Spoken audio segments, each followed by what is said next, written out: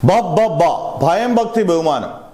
ഇപ്പൊ ഈ വീഡിയോ ചെയ്യുന്നത് ഈ സിനിമയിൽ ദിലീപ് പ്രധാന കഥാപാത്രം, Mohanlal extended cameo role, Vineeth Sreenivasan, Dhyan Sreenivasan പിന്നെ പടങ്ങളിൽ 99.9% ബോംബാണ്.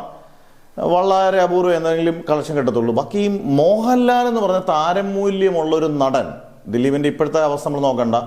ഇതിനകത്ത് ഇന്നായി കഴിഞ്ഞപ്പോൾ ഇതിനകത്ത് ബിസിനസ് നോക്കിയായിരിക്കും ഗോകുലഗോപാലിന്റെ ഉള്ള എല്ലാ പടത്തിലും മോഹൻലാലിന്റെ ക്യാമിയോ, കത്തനാറിനകത്ത് ക്യാമിയോ ഉണ്ട്, ഒറ്റക്കൊമ്പനകത്തുണ്ടെന്ന് പറയുന്നു, ഗോകുലഗോപാലിനെ പ്രൊഡ്യൂസ് ചെയ്യുന്നതിനകത്ത് എല്ലാം ക്യാമിയോ ഉണ്ട്. എനിക്കൊന്ന് ലാലേട്ടൻ ഈ പരിപാടിയൊക്കെ നിർത്തുക.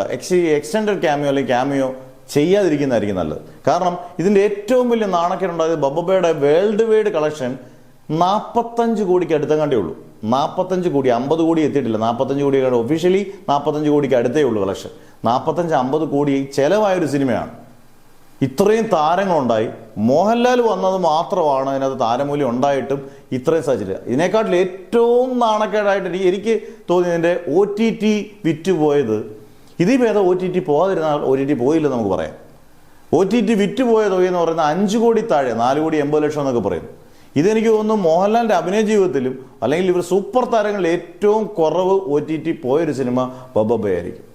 അത്രയ്ക്ക് നാണക്കേട് ഉണ്ടാക്കിയ ഒരു OTT തുകയാണിത്. കാരണം ഈ വിറ്റ് പോകാത്തിനെ കൂടുതൽ എന്തെങ്കിലും കിട്ടുന്നത് നല്ലെന്ന് പറഞ്ഞാലും ഈ ഒരു തുകയെന്ന് പറയുന്നത് വളരെ നാണം കെടുത്തുന്ന, മോഹൻലാലിനെ പോലൊരു സൂപ്പർ താരത്തിനെ നാണം കെടുത്തുന്ന ഒരു തുകയാണ്.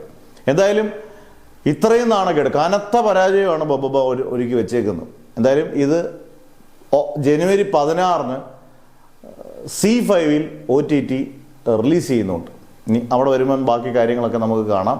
എന്തായാലും മോഹൻലാൽ ലാലേട്ടൻ പരമാവധി ഈ ക്യാമിയോ റോളുകൾ നിർത്തി, ഗോകുലഗോപാലിൻ്റെ ഒരു സ്വന്തം പ്രേക്ഷകർ നായകനായിട്ട് തന്നെ അഭിനയിച്ചു, കുഴപ്പമില്ല. പക്ഷേ ക്യാമിയോ റോൾ നിർത്തണം എന്നൊരു അപേക്ഷ മാത്രമേ ഉള്ളൂ ഈ വീഡിയോയ്ക്കകത്തൂടെ പറയാനുള്ളത്.